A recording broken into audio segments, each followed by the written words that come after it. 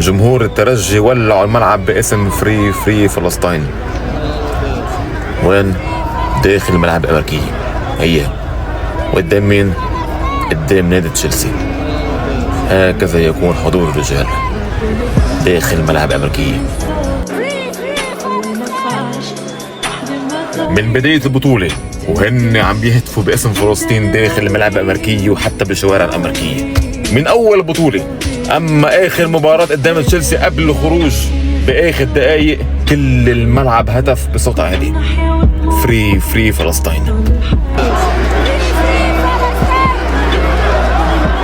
خرجوا من البطولة مرفوعين الراس بأدائهم المشرف وموقفهم الإنساني. أدائهم المشرف بالبطولة خاصة لما فازوا على فريق الأمريكي داخل أمريكا. حتى قدام تشيلسي هيدي 3 متغيركم قدموا مباراة كبيرة بغياب أفضل لاعب عندهم البلالي، ولولا أخطاء الحارس لكان تشيلسي عانى جدا.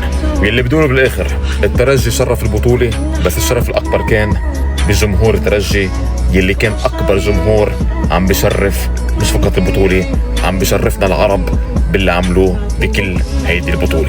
شكرا ترجي بهيدا الحضور الرائع.